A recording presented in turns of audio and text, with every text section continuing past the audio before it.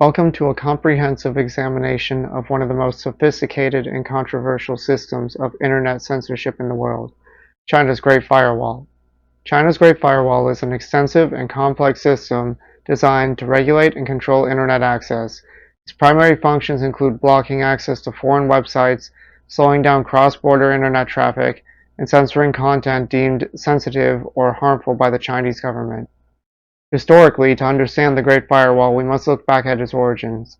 The project began in the late 1990s with key milestones including the implementation of the Golden Shield project in 1998 and the establishment of the Cyberspace Administration of China in 2014. Over the years, it has evolved into a highly sophisticated system. The Chinese government plays a central role in the implementation and maintenance of the Great Firewall. Agencies such as the Ministry of Public Security and the Cyberspace Administration of China are heavily involved in crafting and enforcing Internet policies designed to control the flow of information.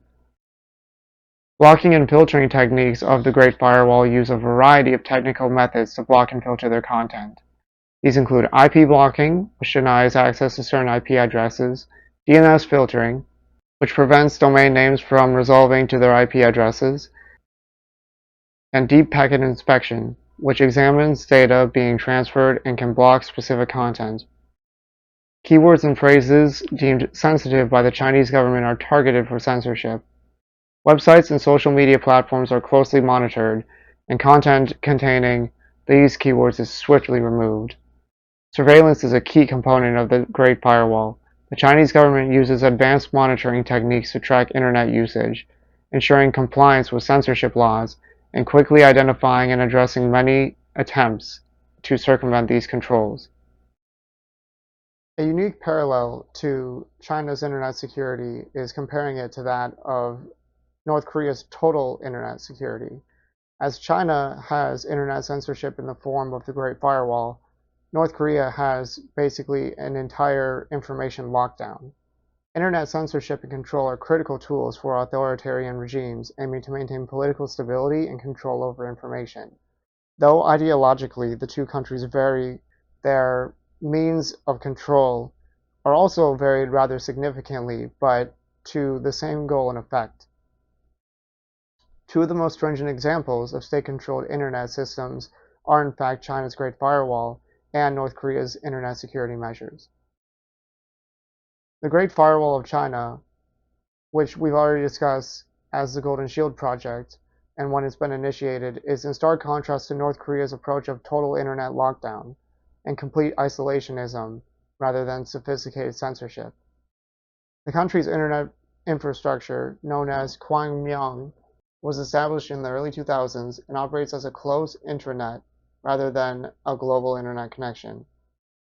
Kwangmyong is accessible only within North Korea and provides access to state-approved websites, email services, and a limited selection of educational and scientific content.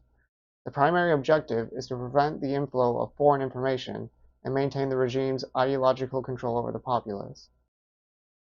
It varies differently than China's Great Firewall, which mostly aims to filter out information rather than have a total and complete control. China has IP blocking, DNS filtering and redirection, URL filtering, deep packet inspection, and keyword filtering, as well as surveillance and monitoring. While as North Korea, with its total isolation and control, has the Kwangmyong Intranet, strict access control, state-controlled content, and physical isolation. The impacts on society are a bit difficult to measure due to the complete lack of data from North Korea, as well as the limited and varying credibility of data from China. However, it can be best observed that censorship in media communication, silencing dissent, self-censorship, and innovation and creativity are all imminent parts of China and the Chinese Firewall project, whereas in a total information vacuum, ideological control, lack of dissent, and technological stagnation are all present in North Korea. The lack of exposure to global technological advancements hampers innovation and developing within the North Korean state, and and rewards it the title of the Hermit Kingdom. While China has workarounds and other means of resistance and digital activism, North Korea has minimal resistance. Elite access, which is only a small provided elite class, has access to the global internet and their activities are closely monitored, are all means of control within North Korea. Smuggling of information. Some information from the outside world is smuggled into North Korea via old-fashioned media like USB drives and physical hard drives. However, this is very risky and extremely limited in scope. Defecation. While as some North Koreans choose to defect to gain access to free information and escape the regime's control, defecators often share their experiences and knowledge with the outside world, usually in America and South Korea. China has defecation, but on a different scale, and it's mostly just referred to as immigration because it's just people leaving China to live in other countries. Whereas in North Korea, it is an attempt at escape and a total escape.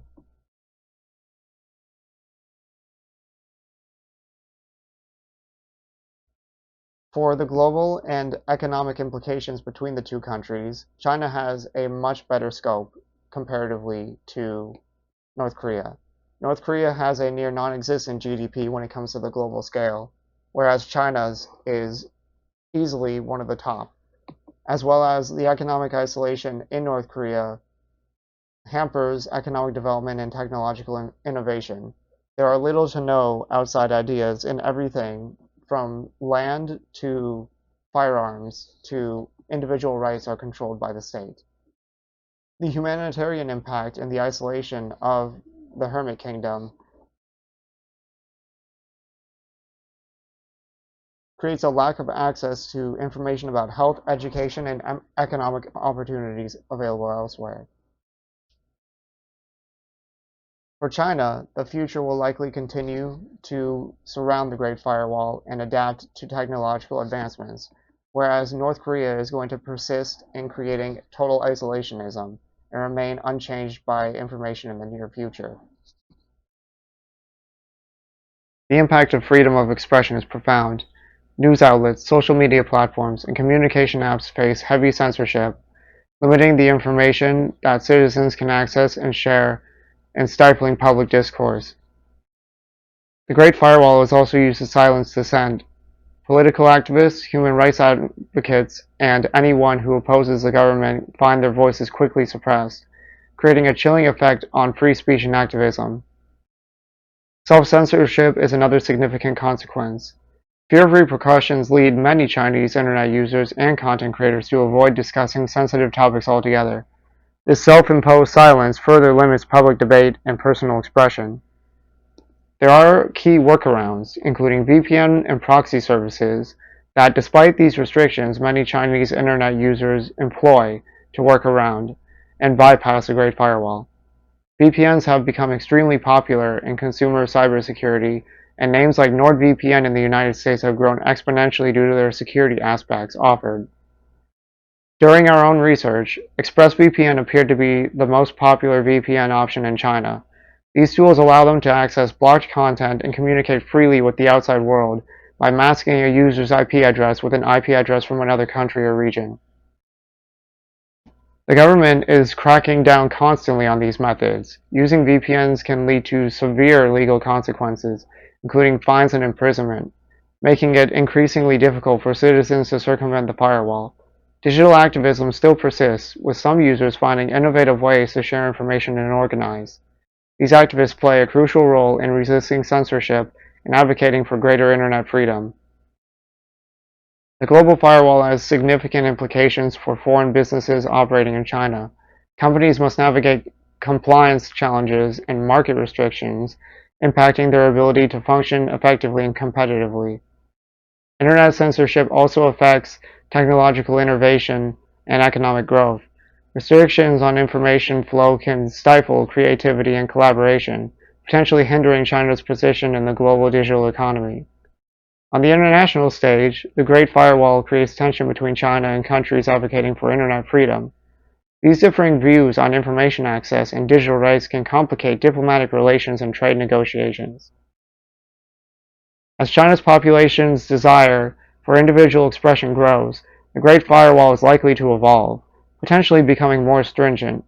Understanding these dynamics is crucial as we look into the future of internet censorship in China.